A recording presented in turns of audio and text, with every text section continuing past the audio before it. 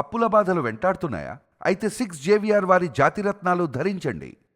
గురు బ్రహ్మ గురు విష్ణు గురుదేవో మహేశ్వర గురు సాక్షా పరబ్రహ్మ తస్మై శ్రీ గురువే నమః. ఈ కార్యక్రమం ప్రారంభించే ముందల ఇక్కడున్న ఉపాధ్యాయులందరి దగ్గర నుంచి నేను క్షమాపణ కోరాలనుకుంటున్నా. ఎందుకంటే ప్రభుత్వ విద్యా వ్యవస్థలో రాజకీయాలు దూరంగా పెడతానని హామీ ఇచ్చిన వ్యక్తి, కానీ ఈరోజు గౌరవ ముఖ్యమంత్రి చంద్రబాబు నాయుడు గారితో మేము నడిచినప్పుడు మా యువగలం పాట వేశారు. దానికి మీరందరూ నన్ను క్షమించవలసిందిగా ఈ సభాముఖంగా మిమ్మల్ని అందరూ నేను కోరుతున్నాం. వేదికమైన గౌరవ రాష్ట్ర ముఖ్యమంత్రి చంద్రబాబు నాయుడు గారికి, బీజేపీ రాష్ట్ర అధ్యక్షులు మాధవ్ గారికి, ఇక్కడికి రాలేకపోయినా అనారోగ్యం కారణం వల్ల రాలేకపోయినా నాకు అన్న సమానమైన పవన్ అన్న గారికి, మీ అందరి బాలయ్య, నా ఒక్కడికే ముద్దల మావయ్య, గౌరవ బాలయ్య బాబు గారికి, ఈ సమావేశానికి విచ్చేసిన మంత్రులకు, ఎమ్మెల్యేలకు, అదేవిధంగా మెగా డిఎస్సిలో షైనింగ్ స్టార్స్ అందరికీ పేరు పేరున నా హృదయపూర్వక నమస్కారాలు.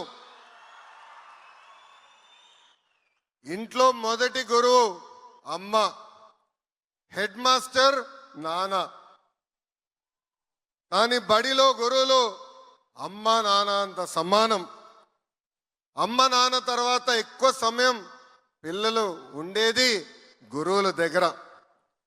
ప్రపంచంలో ఒక గొప్ప ఆస్తి ఉంది. ఆ ఆస్తి ఎవరు మన దగ్గర నుంచి తీసుకెళ్ళలేరు, దాంట్లో వాటా అడగలేరు, లేదంటే దొంగలు ఇంట్లో పడి ఆ ఆస్తిని దోచుకోలేరు. ఆ ఆస్తి ఏంటి? ఆ ఆస్తి ఏంటి? విద్య. అలా పవిత్రమైన ఆస్తి పిల్లలకి అందించబోయే ఇక్కడ గురువులందరికీ పేరు పేరున నా హృదయపూర్వక నమస్కారాలు. ఒక గురువుకి తక్కిన గొప్ప గౌరవం గురించి నేను ఒక్కసారి చెప్పాలి.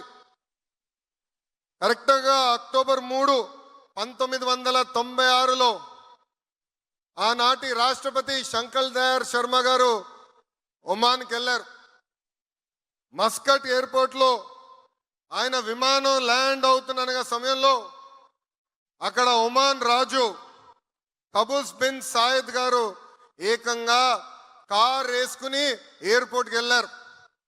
అక్కడున్న ప్రోటోకాల్ అందరూ కంగారు పడ్డారు, మేమేమైనా తప్పు చేశామా, అదేంటి ఏకంగా రాజుగారే ఇక్కడికి వస్తున్నారని.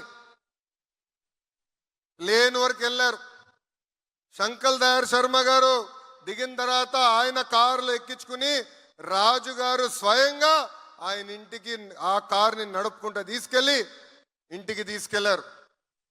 తర్వాత బయటికి వచ్చింది, ఆ రాజుగారు పూణేలో చదువుకున్నారు, ఆయన గురువు శంకర్ దయాళ్ శర్మ గారని. దేవుడు గురువు ఒక్కసారి కంపడితే గురువుకే నమస్కారం పెడతానన్నారు గురువు కబీర్ దాస్ గారు. అలాంటి పవిత్రమైన బాధ్యత ఈరోజు మీ అందరి పైన ఉంది. అదే గురువులు గొప్పతనం. దేశానికి అధినేత అయినా గురువు దగ్గర మాటలు పడాల్సిందే. రాజకీయ నాయకుడైనా, ఫిలిం స్టార్ అయినా, ఒక పారిశ్రామికవేత్త అయినా, వరల్డ్స్ రిచెస్ట్ మ్యాన్ అయినా మీ దగ్గరికి వచ్చి పాఠాలు చెప్పించుకోవాల్సిందే. అంతేకాదు, నాకు లైఫ్ టైం గురువైన గౌరవ ముఖ్యమంత్రి శ్రీ నారా చంద్రబాబు నాయుడు గారికి నాకింత అద్భుతమైన అవకాశం ఇచ్చిన మీకు నా హృదయపూర్వక నమస్కారాలు నేను తెలియజేసుకుంటున్నా. మిమ్మల్ని అందరం చూస్తుంటే నాకు చిన్నప్పుడు రోజులు గుర్తొస్తున్నాయి, మా గురువులందరూ గుర్తొస్తున్నారు. మొన్న జరిగిన ఉత్తమ ఉపాధ్యాయుల మీటింగ్లో చెప్పా, నేను బ్యాక్ బెంచర్ అని. మాది కొంచెం గోల బ్యాచే, కానీ ఆనాటి టీచర్ మంజుల మేడం గారు నేను తప్పు చేస్తే 2 గట్టి కొట్టేవారు. ఏకంగా నేను వైస్ ప్రిఫెక్ట్ అయినప్పుడు ఒక పట్టుదల ఒక డిసిప్లిన్ నేర్పించారు రమాదేవి మేడం గారు. అంతేకాదు 10th వరకు నేను నామమాత్రంగా చదివేవాడిని. కొన్ని ఫండమెంటల్స్ నేను వీక్గా ఉన్నానని ఇక్కడ మా గురు నారాయణ గారే స్వయంగా నాకు పాఠాలు చెప్పిన వ్యక్తి. తర్వాత నేను అమెరికాకి వెళ్తే ప్రొఫెసర్ రాజ్ రెడ్డి గారు నన్ను తీసుకుని, నువ్వు ఇల్లు వదిలి మొదటిసారి వస్తున్నావు, ఇక్కడ విద్యా వ్యవస్థ కాంప్లెక్స్గా ఉంటుందని ఆయన స్వయంగా కూర్చోబెట్టి అసలు ఈ గ్రేడ్ సిస్టమ్ అంటే ఏంటి, క్రెడిట్ సిస్టమ్ అంటే ఏంటి చెప్పిన వారు. ఈ నలుగురు వరలే ఈరోజు ఈ లోకేష్ మీ ముందల నిలబడగలుగుతున్నాడు. వాళ్ళు నాకు నేర్పిన క్రమశిక్షణ, వాళ్ళు నాకు నేర్పిన పట్టుదలనే ఈ రోజు నన్ను ఇంత స్థాయికి తీసుకొచ్చింది.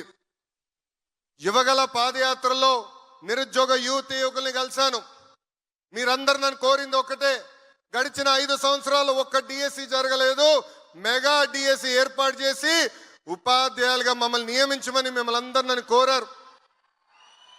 ఆనాడు చెప్పా, ఓపిక పట్టండి, కూటమి ప్రభుత్వ అధికారంలోకి వస్తుంది, తొలి సంతకం చంద్రబాబు నాయుడు గారు మెగా డిఎస్సి మీద పెడతారని.